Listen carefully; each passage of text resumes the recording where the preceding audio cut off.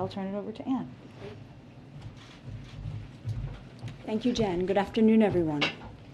This afternoon, the President released a statement and fact sheet regarding cyber threats to the homeland, urging private sector partners to take immediate action to shore up their defenses against potential cyber attacks. We've previously warned about the potential for Russia to conduct cyber attacks against the United States, including as a response to the unprecedented economic costs that the U.S. and allies and partners impose in response to Russia's further invasion of Ukraine.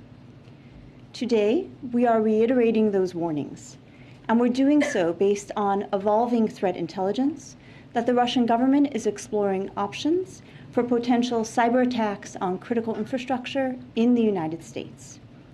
To be clear, there is no certainty there will be a cyber incident on critical infrastructure. So why am I here? Because this is a call to action and a call to responsibility for all of us. At the President's direction, the administration has worked extensively over the last year to prepare to meet this sort of threat, providing unprecedented warning and advice to the private sector and mandating cybersecurity measures where we have the authority to do so. For example, just last week, federal agencies convened more than 100 companies to share new cybersecurity threat information in light of this evolving threat intelligence. During those meetings, we shared resources and tools to help companies harden their security, like advisories sourced from sensitive threat intelligence, and hands-on support from local FBI field offices and CISA regional offices, including their Shields Up program. The meeting was part of an extensive cybersecurity resilience effort that we began in the fall, prompted by the President. Agencies like Energy, EPA, Treasury, and DHS have hosted both classified and unclassified briefings with hundreds of owners and operators of privately owned critical infrastructure. CISA, NSA, and FBI have published cybersecurity advisories that set out protections the private sector can deploy to improve security. The President has also directed departments and agencies to use all existing government authorities to mandate new cybersecurity and network defense measures. You've seen us do that where we have the authority to do so, including TSA's work that mandated directives for the oil and gas pipelines following the Colonial Pipeline incident that highlighted the significant gaps in resilience for that sector. Our efforts together over the past year have helped drive much needed and significant improvements. But there's still much more we need to do to have the confidence that we've locked our digital doors, particularly for the critical services Americans rely on.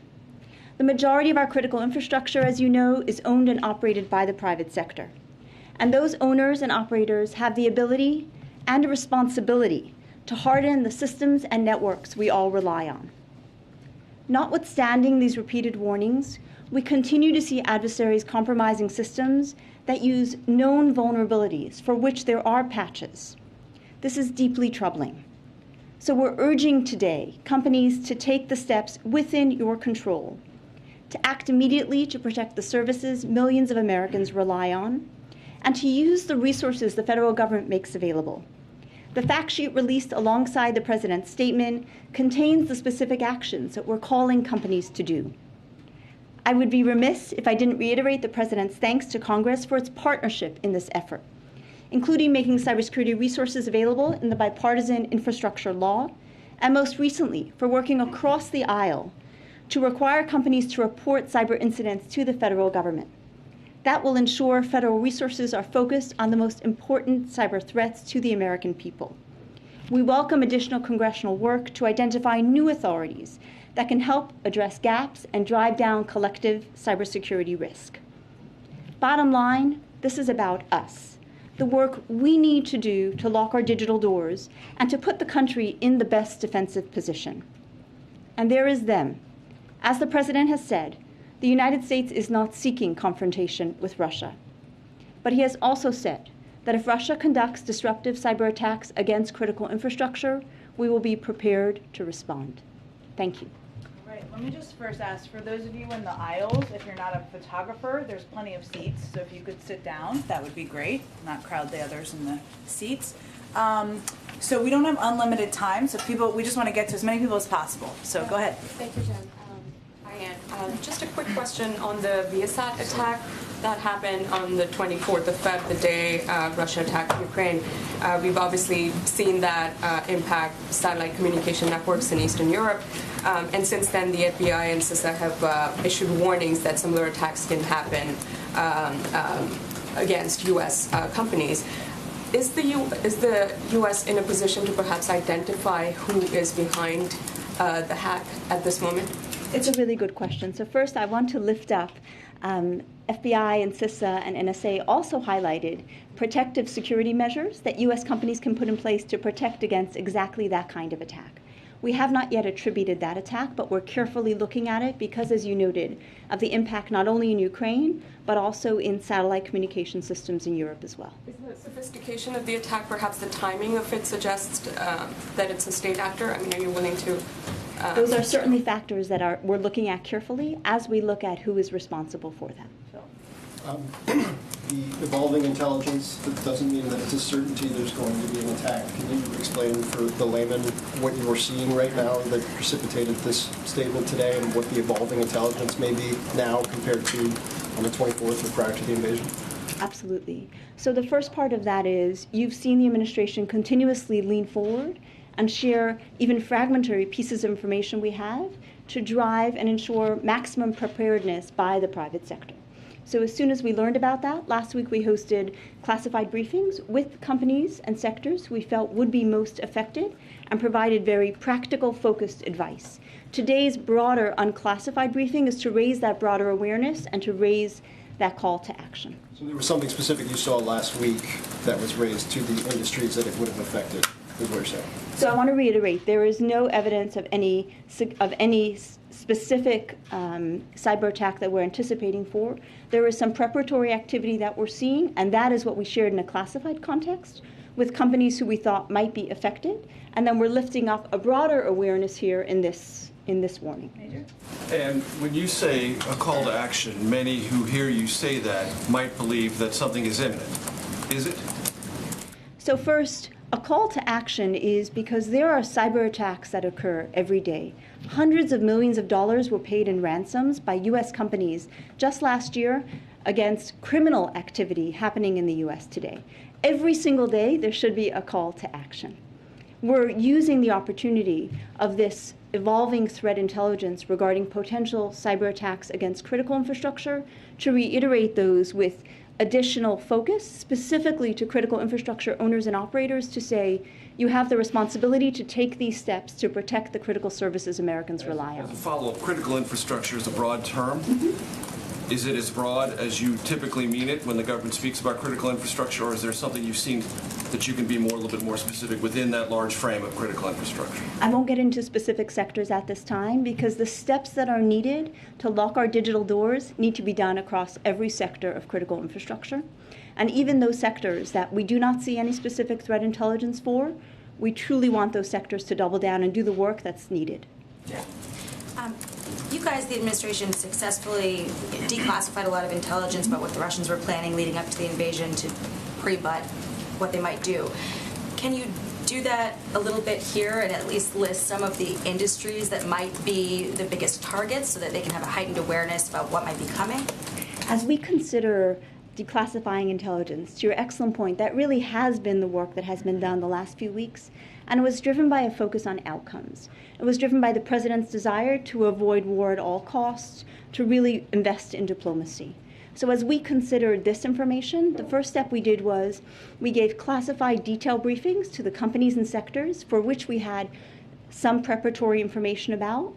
And then for those where we don't, that's the purpose of today's unclassified briefing, to give that broad warning. And I want to lift up the fact sheet, which is really the call to action for specific activities to do. So you believe the people, the industries that need to know about this risk know?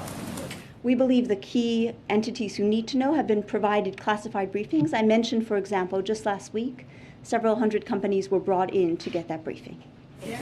Does the U.S. have any evidence that Russia has attempted a hack, either here in the U.S., in Europe, or in Ukraine, in the course of the last several weeks since this offensive began? So we certainly believe that Russia has conducted cyber attacks to undermine, coerce, and destabilize Ukraine, and we attributed some of those a couple of weeks ago. We consistently see nation states doing preparatory activity. That preparatory activity can pan out to become an incident, it cannot, and that's the reason we're here. So specifically in the U.S., as there was an assessment early on that we thought that we would be a likely target here, why do you think we have not seen any attack on critical infrastructure in the United States to this point so far? I can't speak to Putin or Russian leadership's strategic thinking regarding how cyber attacks factor in. What I can speak to is the preparatory work we've been doing here in the U.S., and the fact that as soon as we have some evolving threat intelligence regarding a shift in that intention, that we're coming out and raising the awareness to heighten our preparedness as well. So you can't say declaratively that we stopped an attack, I guess I'm saying, to this point on critical infrastructure. Correct. Can you explain a little bit more what preparatory activity on the part of the Russians would be? What does that look like? So preparatory activity could mean scanning websites, it could be hunting for vulnerabilities. There's a range of activity that malicious cyber actors use, whether they're nation state or criminals. The most troubling piece, and really one I mentioned a moment ago, is we continue to see known vulnerabilities for which we have patches available used by even sophisticated cyber actors to compromise American companies, to compromise companies around the world. And that's one of the reasons, and that makes it far easier for attackers than it needs to be. It's kind of, I joke, I grew up in New York. You had a lock and an alarm system. The houses that didn't or left the door open clearly were making it easier than they should have, right? No comment about New York. So clearly what we're asking for is lock your digital doors, make it harder for attackers, make them do more work, because a number of the practices we include in the fact sheet will make it significantly harder, even for a sophisticated actor, to compromise a network. So just to be clear, the warning today, is this in response to some of these more desperate tactics we've seen from Russia on the ground? Are you now fearing that there might be more of a cyber risk because of what we're seeing on the ground in Ukraine? So we've given a number of threat warnings over the last number of weeks that Russia could consider conducting cyber attacks in response to the very significant economic costs the U.S. and partners have put on Russia in response. This speaks to evolving threat intelligence and a potential shift in intention to do so. And do you have a message for individuals? You're talking a lot about private companies. What about households? Should they be worried about cyber attacks here? The items in the fact sheet apply to companies and individuals as well. I'm specifically speaking to companies because there's a responsibility to protect the critical services Americans rely on. But every individual should take a look at that fact sheet because it's a truly helpful one. We only put in place the things that we really try to practice and work to practice ourselves. Thanks. As part of this preparatory activity, do you have evidence that Russian hackers have infiltrated the networks of U.S. companies already and just haven't carried out the attacks? There is, as I noted, we frequently see preparatory activity. Whenever we do sensitive warnings to the individual companies and provide them information to ensure they can look quickly at their networks and remediate what may be occurring. So have you seen any evidence that there have been infiltrations as part of that activity? We routinely see information about infiltrations, right? Technology is not as secure as it needs to be. I mentioned the ransomware activity. There are multiple nation-state actors. It's a line of work for the intelligence community and the FBI to knock on a company's door and say, we've seen some evidence of an intrusion. We'll work with you. We'll make these resources available via a regional office to work with you to help you recover. That's pretty routine practice. What we're seeing now is an evolving threat intelligence to conduct potential cyber attacks on critical infrastructure, and that raises up a point because we're concerned about potential disruption of critical services. Ken? And you did a briefing for us about a month ago. Do you think the U.S. banking system is more vulnerable, less vulnerable since the briefing, given the warnings that the government has produced? The U.S. banking sector truly takes cyber threats seriously, both individually and as a group. Treasury has worked extensively with the sector to share sensitive threat intelligence at the executive level, at the security executive level, repeatedly at the classified and unclassified level. So I do not believe they're more at risk, but it is always important for every critical infrastructure sector to double down in this heightened period of geopolitical tension to carefully look at any threat. Can you paint a worst-case scenario picture for us? What exactly are you most worried about if people, the private sector, choose not take these steps? Clearly what we're always, I won't get into hypotheticals, right? But the reason I'm here is because critical infrastructure, power, water, many hospitals in the United States are owned by the private sector. And while the federal government makes extensive resources available, I mentioned FBI's 56 regional offices, you can just walk in. CISA has offices near most FEMA sites in the United States. They've had their Shields Up program. We can make those resources available for those sectors where we can mandate measures, like oil and gas pipelines, we have. But it's ultimately the private sector's responsibility in our current authority structure to do those steps, to use those resources to take those steps.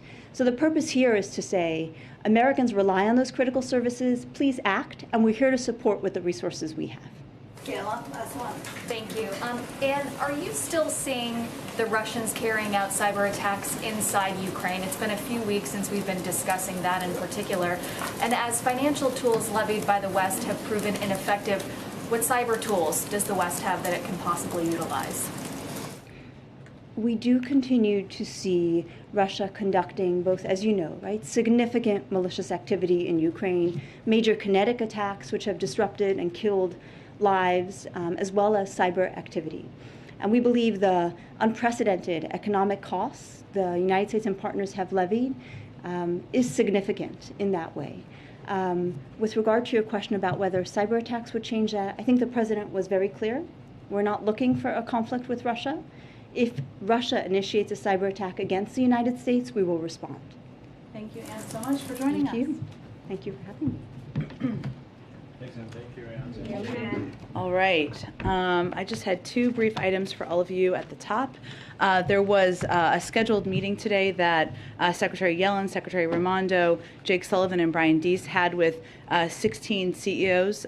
This afternoon, the president also dropped by for about 20 minutes and provided them an update on Russia, Ukraine. I'm sure we can get you a list of the attendees at that meeting as well.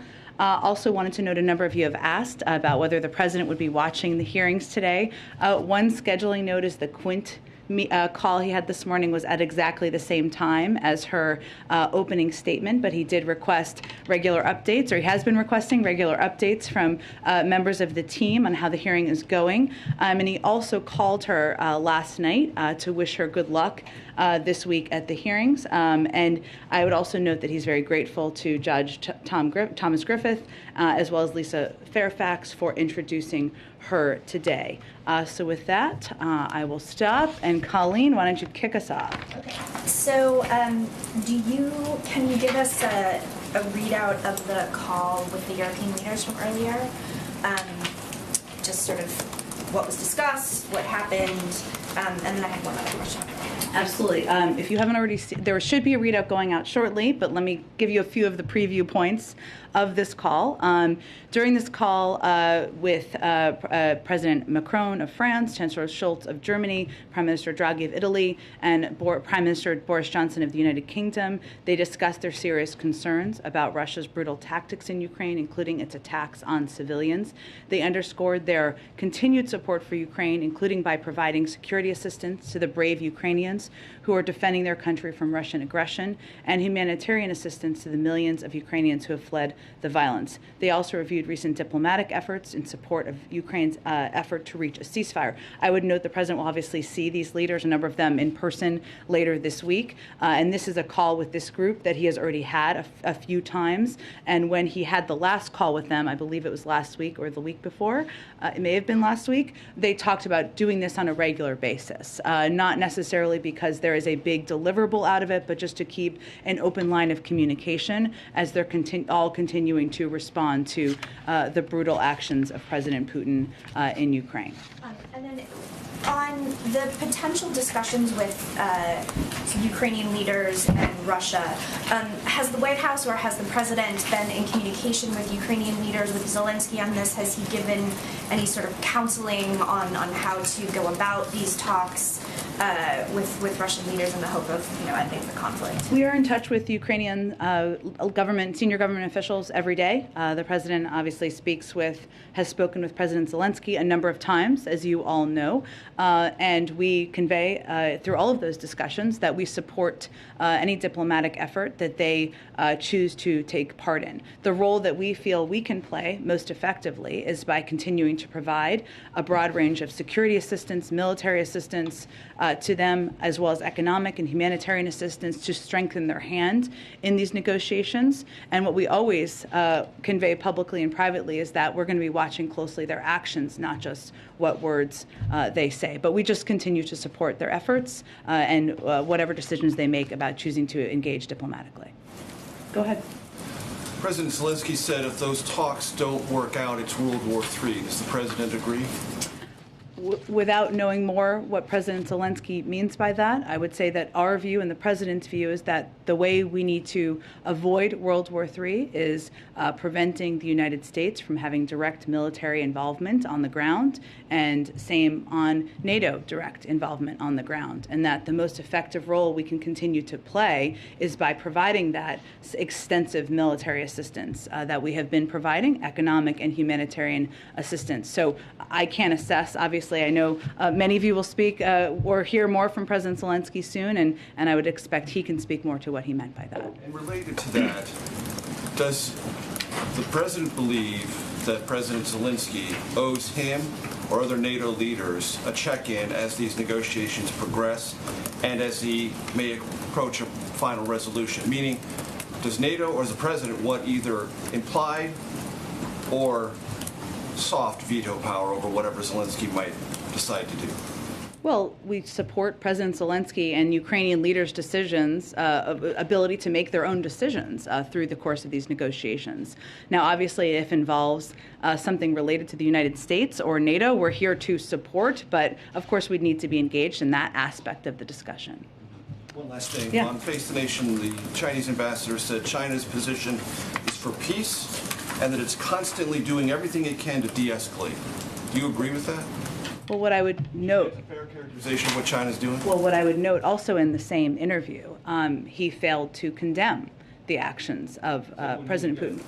I'm sorry? He said it wouldn't make any difference. Do you agree with that? I think our view is that verbal condemnation of the actions of President Putin and the actions of Russian military is important and vital, and it's about what side of history you want to stand on at this point in time. At the same time, as you know, the president had a lengthy discussion with President Xi on Friday, and we're going to continue to keep those lines of communication open. But what we would note here is also what is absent from a lot of their public commentary, which is condemnation at times. Sometimes it has been echoing of conspiracy theories that the Russians have put out there about chemical weapons, and we note that, you know, what we want to hear is condemnation of what we're seeing on the ground. Go ahead. Can you walk us through the president's trip a little bit later this week? We know he's going to stop in Brussels first, obviously. Then he goes to Poland, as you announced this weekend. Will he see refugees? Will he deliver a speech? Are there deliverables? Can you walk us through what you can tell us? There will certainly be deliverables, as there always are on these trips. And there always are. We're still finalizing, believe it or not, the details of the trip and the specifics of what he'll be doing while he's in Poland. He, of course, will be seeing his counterpart there, and he will certainly thank him for the efforts and the work that Poland has done and the leaders have done there to welcome refugees, to get them settled in Poland for this time being, as devastating as the circumstances are. Jake Sullivan is going to be joining us here tomorrow, and hopefully by then we will have more specifics to lay out for all of you, but we're finalizing the details as we speak. Let me ask you about their assessments. We're hearing from NATO right now that some are saying that if we're not in a stalemate, we are rapidly approaching one. Does the U.S. have a position on if that appears to be the way this is heading, how that changes the sort of trajectory of this and what your view is? You mean in terms of the military situation on the ground? Well, here's what we've seen on the ground. We're seeing that, the Department of Defense has assessed, and I know they've done briefings in this regard, so let me echo this, that there certainly could be some morale issues of troops on the ground, that they are in a stalemate in the sense that they have not been making the level of progress or the pace of progress that they had hoped from the beginning. Now, obviously, things can change rapidly in conflicts, and so we are mindful of that as well. We're also seeing, obviously, over the course of the last couple of days, that fighting around Mariupol is fierce course, but remains at this point isolated. It remains a high priority for Russia because it would provide President Putin with a land bridge to Crimea and cut off Ukrainian forces there from the rest of the country, provide the Russians with a new port. But the military situation elsewhere in Ukraine, according to our assessment, remains largely static. It doesn't mean that can't change. It's just an assessment as of this moment. Last quick one as it relates to Belarus right now. Some in NATO are saying that that Russia is preparing to potentially, or that Belarus is potentially preparing to let Russia position nuclear weapons on Belarusian soil. Does the U.S. have a message to the government of Belarus, and how would you view that escalation? Well, we don't have any confirmation of those reports or suggestions. Certainly that would be of concern to us, yes. Go ahead, Jackie. Thanks, Jen. In the past, you've said that domestic oil producers have the leases, resources that they need to ramp up production. Is there any thought about invoking the Defense Production Act when it comes to energy?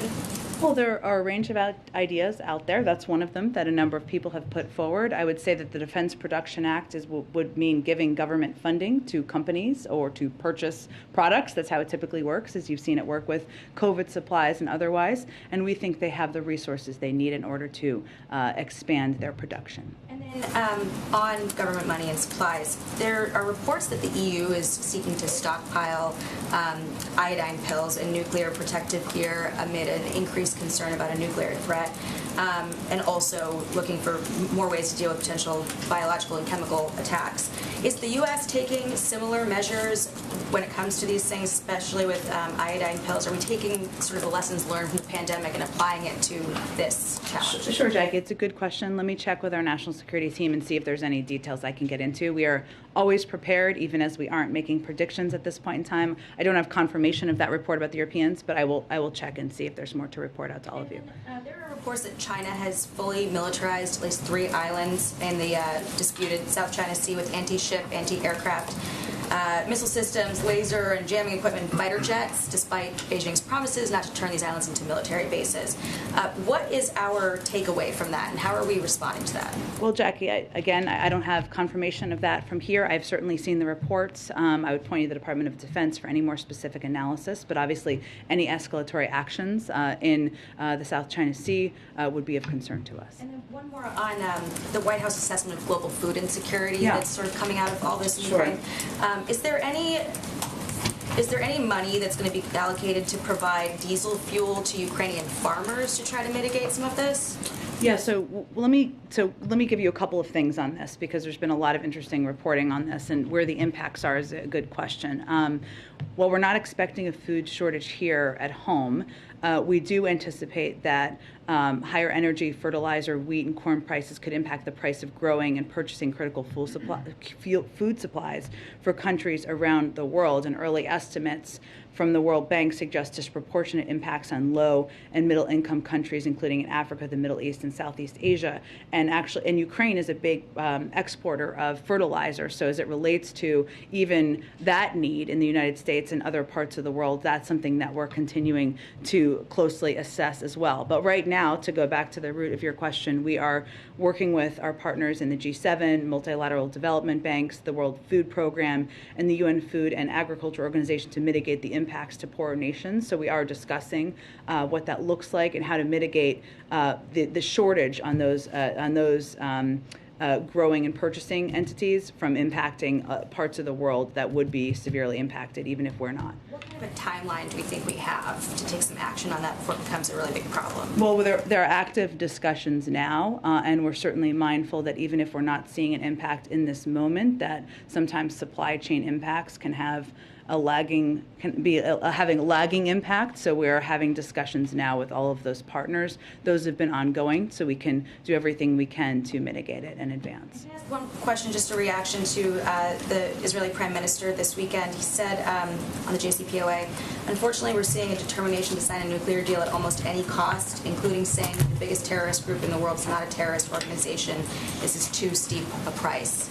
Can I get your reaction to that? Is that what we're saying by pursuing this deal? I would say we are in regular touch with our Israeli counterparts, including leaders. We don't have a deal yet. We're consulting with our allies and partners, including Israel, as we negotiate, and the president's going to make a decision on whether to re-enter the deal based on what's in the best interest of American security and strategic interests, including the security of our partners in regions like Israel. And if and when we have a deal, I'm sure we can discuss more specifics. Go ahead. Thanks, Jen. We've now had a chance to hear from some of the Judiciary Committee members in this confirmation for Judge Jackson. Any thoughts on whether she will receive bipartisan support in her confirmation? Well, without being able to get into the minds of a range of Republican members, our view is that given she has been confirmed 3 times with bipartisan support, that she has extensive experience, that she has ruled in favor of Democrats and Republicans under leaders of both parties, that she certainly deserves that. But we will see what the outcome ends up being. And has the White House had any contact with Justice Thomas, given his hospitalization? Do you have any updates there? I'm not aware of any direct contacts. Of course, we wish him speedy recovery, and of course have thoughts out to his family. And just a quick follow-up on the NATO trip. Can you give us just a big picture of what would a successful NATO summit look like to the White House? What are we looking for to measure that? Sure. I mean, I think what's important to remember here from the beginning of the president's presidency, but also certainly over the last couple of months, is that unity has been front and center for the president in terms of what will make us successful over time. Unity with our European counterparts, unity among NATO, unity among the G7. And that doesn't happen by accident. And so coming out of this, what the president is hoping to achieve is continued coordination and a unified response to the continued escalatory actions of President Putin. Go ahead. The U.S. Ambassador to the UN was asked about this weekend, but given the polls appear to be planning to put on the table some type of peacekeeping force idea, is there any feasible structure that the White House could support for something like that, or have you guys looked into the idea at all? Well, we of course will continue to work with Poland and other allies and partners in Europe to provide support for the Ukrainian people and help them defend their country against Russian aggression and provide relief to the people of Ukraine. And we will continue to impose severe consequences. The president, he's been clear. We're not going to send American troops to fight Russian troops. It's not in the interest of the American people or our national security, but we'll continue to discuss a range of ideas, including this one out there. And then there's been kind of a reinvigoration in the EU of discussions about banning or sanctions on energy. Mm-hmm. Can you update us on what the efforts of the administration has been to kind of backfill, which would I think be a necessity if those actions were taken? Sure. Where do those stand at this point? Sure. In terms of engagements with global energy suppliers, those engagements are ongoing, and they are led in part by Amos Hochstein. Brett McGurk has been involved in many of them. Other members of our national security team and National Economic Council, and we are continuing to discuss with a range of large global suppliers how we can meet the demand in the market out there. We also are continuing to look at domestic options and what those may look like to help ease the burden on the American public. I wish I had more specifics for you, but I don't have anything more to read out for you at this point in time. Go ahead. Thank you, Jen. The meeting you mentioned that the President Biden participated in with CEOs earlier today, there were oil industry CEOs at that meeting, and considering the White House has been engaging with them for several weeks now, talking about ways to increase production to take care of gas prices, I'm wondering what kind of specific assurances the White House has managed to get from these companies so far, and what was really discussed in today's meeting, especially with the oil industry CEOs. Well, the president was there. He was simply giving them an update on Russia and Ukraine. He was not making an ask in that capacity. Obviously, there are a range of senior officials who participated in these meetings. We've had a range of engagements with them, as you've noted, and we've stated publicly that they should do greater production, but they can speak for themselves on what, if anything, they would commit to. Have there been any assurances that the industry has perhaps offered the White House so far? We'll let the oil industry speak for themselves. And one quick question on China. Are you getting any indications yet that China will actually heed to President Biden's appeal to President Xi's to not provide material support to Russia, or are you seeing perhaps evidence suggesting that Chinese companies are maybe violating or going around U.S. export controls to send the material the U.S. material to Russia? I mean, are you seeing any evidence to that effect? I don't have an assessment to share on this. You can look at the public comments that one of your colleagues brought up earlier during an interview yesterday, where the Chinese ambassador highlighted China's friendly relations and maintenance of normal economic ties with Russia, while also refusing to condemn Russia's invasion of Ukraine. But I don't have a further assessment beyond that. Go ahead. Thanks, Jen. The Russian Foreign Ministry summoned Ambassador Sullivan to the Ministry in Moscow and warned that U.S.-Russian relations are on the verge of rupture. Said the president's comments calling Putin a war criminal were unworthy of a statesman of such high rank. Does the White House have any response to this? And is there any concern about the warning that they're going to respond with a decisive and firm response? I'm not sure the last part. I'm not sure what you mean by that. They warned of a decisive and firm response. Okay, well, I would say that Ambassador Sullivan did meet with Russian government officials today. I believe the State Department also confirmed. While we don't provide extensive details in general of these type of diplomatic conversations, I can confirm for you that during that meeting, he repeatedly asked for consular access to American citizen detainees, who have been improperly been improperly denied access for months in some cases. We find this completely unacceptable. As it relates to their comments or their calling of him in, I think it's important to remind everyone that it is Russia who is carrying out an unprovoked and unjustified war on Ukraine. We're seeing clear evidence that they are intentionally targeting civilians and committing indiscriminate attacks. And the President's comments speak to the horror, the brutality that Russia and President Putin are inflicting. So they are in control of their own, the global perception of them is based on their actions. And one quick other one. Yeah, go ahead. So you mentioned that the president spoke to Judge Brown Jackson last night. Is there any other details you can share just about how she's been preparing for the hearings, who's been involved in the practice activities? Sure. I mean, I had outlined for you guys a couple of weeks ago some of the members of her team who played a role in preparing her, of course, whether it was Dana Remus or Senator Jones and Ben LaBolt, Mignon Moore, others who have been playing a role in preparing her for the hearings. I would note, which won't surprise anyone, given her credentials, she began preparing and studying and getting ready for these hearings as soon as she was nominated. I would note that also over the course of the last few weeks, she's also met with every single member of the Judiciary Committee and then several more members beyond that. So she has been both meeting and preparing for the last few weeks ever since she was nominated with the team internally and externally that we had announced just a few weeks ago. Go ahead, Zolan. Does the administration expect to discuss the Poland's offer on the MiG fighter jets at this point, or is the stance that the Pentagon has made the decision clear at that point and this won't be a subject in anticipation of the president's trip to Poland? And then secondly, during the vice president's trip to Poland, the Polish leaders at that point said one ask that they had in that bilateral was to expedite the processing of Ukrainian refugees who have relatives in the United States. Yeah. Is the administration expecting to oblige on that request or meet halfway in any way? So I would say that, well, we have done our own assessment here on the Polish jets based on a couple of factors that the military, as you noted, Zolan, has outlined, including what's most effective in fighting this war on the ground, the risk assessment of what would be escalatory, and also the fact that the Ukrainians have a number of squadrons that they can utilize. But if Poland, if they want to raise this, these conversations, these diplomatic conversations are two ways, right? And we'll, of course, read out their meeting once it is complete. So we'll see what they raise in that meeting. In terms of refugees, we have taken a number of steps, and we do.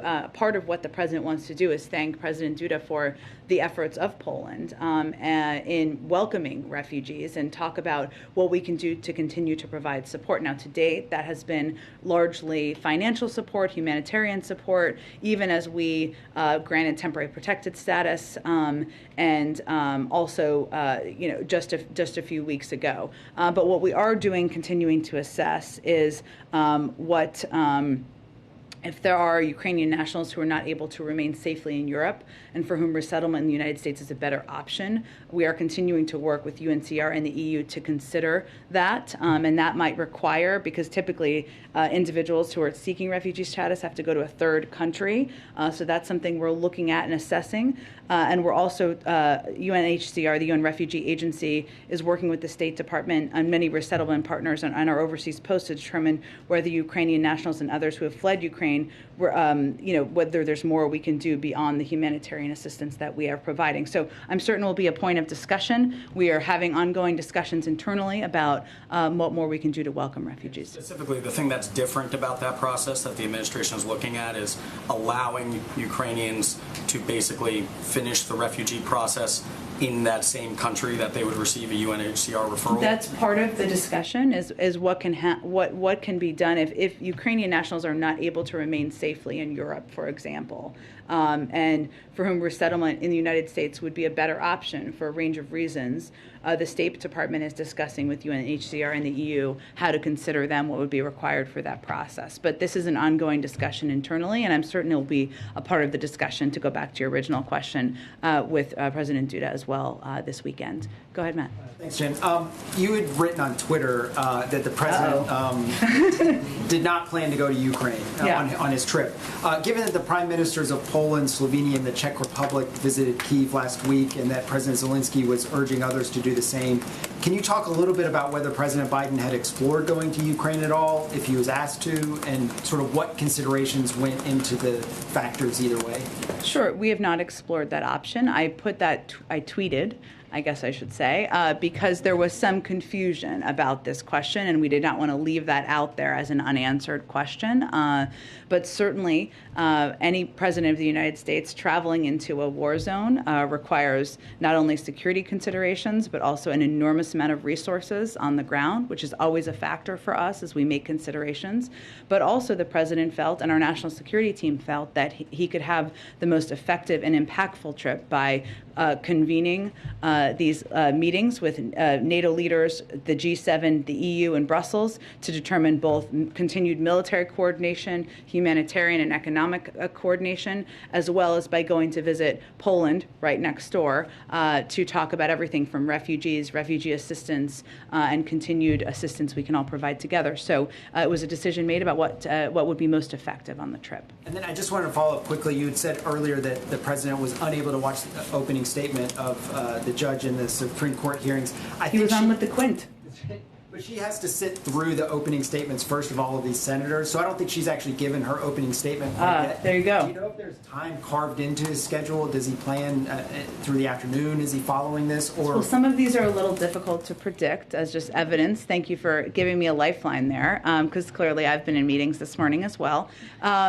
It was hard to plan his schedule around this, so what he asked is that he be provided updates from his team and aides as the hearings progress. And obviously, Chairman Durbin gave his opening, Senator Grassley gave his opening this morning, and it proceeds, but it's hard to plan the president's schedule around a moving Senate hearing, so I'm sure he'll be able to watch replays of it and more specifics, but he wanted updates from aides as well. Go ahead. Thanks. On oil, President Biden has been very vocal about his belief that U.S. producers should be producing more and that there's the possibility of price gouging. But he didn't raise any of those concerns in the meeting with oil CEOs earlier today? It wasn't a meeting with oil CEOs. There were a couple of the 16 to 18 CEOs there. It was not intended to be a meeting with oil CEOs. It was intended to be a meeting with a broad swath of the economic sectors, and he provided them an update on Russia and Ukraine. So it wasn't meant to be that type of a meeting. And then there was a report in the Washington Post earlier saying that Biden administration officials are seeing data showing that Russian oil exports have dropped off a cliff, and that there was data point that said there are 2 million barrels per day on tankers that have gone from close down to zero in a certain period of time. Can you confirm that? Is that true, what you're seeing about Russian oil exports? I've seen those reports, but I don't have a new assessment from here. And then lastly, has the president tested for COVID-19 this week, and what were the results of that? He was tested today, and he was negative. Go ahead. Thank you, Jen. Can you walk us through the administration's thinking behind adding this Poland stop? And what is President Biden hoping to demonstrate by sitting alongside President Duda? Sure. Well, we have this trip has been coming together quite rapidly, I think, as you would all note. And so, as I noted a little bit earlier, we will have more details about his Poland stop. But this is an opportunity for him to thank President Duda for welcoming refugees as they have done over the last few weeks, and for being an important partner in providing a range of assistance to the Ukrainians, to the Ukrainian people and the Ukrainian government. And they are an important partner as we work to remain unified in the weeks and months ahead. There will obviously be a couple of components of his trip there, which I think, as we have more details of it to announce, will showcase the purpose of the trip. To follow on that, one of my colleagues asked if the president would be meeting with Ukrainian refugees at one of these stops. Is there any reason why the president wouldn't? Is that something we can find out more about soon? I think, as I noted, we're going to be providing more details to all of you in the next 24 hours of his trip. Sometimes there are things we announce in advance, and sometimes there are not. But I've noted repeatedly that refugees is a key component of his stop in Poland. Go ahead. Yeah, if I can shift gears to COVID for a minute. Sure. What is the White House's response to some experts who have said that the U.S. is not necessarily doing enough to prepare for this next bit of a pandemic surge that we are already beginning to see in other parts of the globe? Well, I would say, I'm not sure, can you give me a little more additional context of the comments? I had seen, yes, some comments that just basically that the U.S. needs to be doing more to prepare, whether that is around, building up a supply. They pointed to the low rates of booster shots in particular as being a point of concern, and that was, the booster shots in particular. Well, I think our primary concern right now is that we're about to run out of funding, and we are always making an effort to be ahead of and be prepared for any new wave, any new variant. And even as BA2 has been in this country for some time, and as of last week, it was about a quarter to a third of cases. We know it's quite transmissible, but we know that the treatments we have are effective in treating BA2, the BA2 variant. Our concern right now is that we are going to run out of money to provide the types of vaccines, boosters, treatments to the immunocompromised, and others free of charge that will help continue to battle increasing, the increase or the upflow or the, increase of COVID in the future. So that's where our primary focus is. Beyond that, I'm not sure additional context of those comments. Just one related question. Has the White House been in touch with any of the pharmaceutical companies who were specifically working on the under age 5 population recently? Vaccines, I know that those were put into practice and then removed in terms of actually having implementation. I just wondered what the communications are. Yeah, well, it typically goes, of course, through the FDA and the CDC, as it should, all of the data. So we would leave those channels to continue to consider when it's ready to move to the next phase. No sort of increased communication or urgency around getting back? Well, I think science moves at the speed of science, right? And of course many people here have children under 5, but it's important that it moves through the effective gold standard process. And of course, we are in touch with the pharmaceutical companies for a range of reasons, including purchasing supplies to plan ahead for the need for boosters and other vaccines in the future, even as we are worried about running out of money. But the process for when it would be ready to go through the FDA and CDC process is left to the scientists. Jen, can I ask Go ahead. Jen, just on the food security issue? Yeah. Cargill and ADM are still operating in Russia. A lot of companies have obviously left.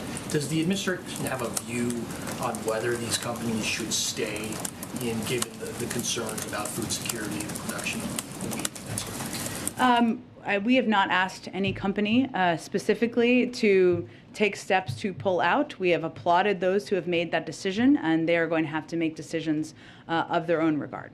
Just a housekeeping item. I know you're still getting plans for the trip. Mm-hmm. Do you expect the president to hold a joint news conference with President Duda after their meeting in Poland? We're still planning all the specifics of it, so I don't have that quite yet. I would expect one for sure on Thursday. Go ahead. Thank you so much. On Ukraine, we're seeing reports about Mariupol, about people, Ukrainians there, being deported, arrested in central remote regions in Russia. Is this something that is consistent with American intelligence? Can you comment on this? Those reports are horrific, but we don't have any independent confirmation of those reports at this point in time. follow-up on China maybe. So the president has warned that China would face costs if it decided to help Russia. And how confident is he that European allies would also support such costs? And would that be part of the discussion in Brussels? Well, I think that certainly the concern about China's closer alignment with Russia is one that's not just one of the United States. It's also a concern of many in Europe, and we expect it to be a topic of discussion over the course of the next several days. Go ahead, Jeff. Jen, as I understand the peacekeeping proposal from the Polish Prime Minister, it would be a peacekeeping force. They would be in Ukraine, and they would be able to defend themselves. So I know the president doesn't want to send Americans to fight Russians, but is the U.S. open to sending Americans as part of an internationally recognized peacekeeping force that could be NATO or not NATO? Again, these are a range of conversations are happening behind the scenes. I'll leave it to those at this point in time, but forces on the ground is certainly about fighting, but it's also about having forces on the ground in Ukraine, which we have not supported at this point. Don't think that will change. Go ahead. Thanks, Jen. I had a question about the COVID-19 response team.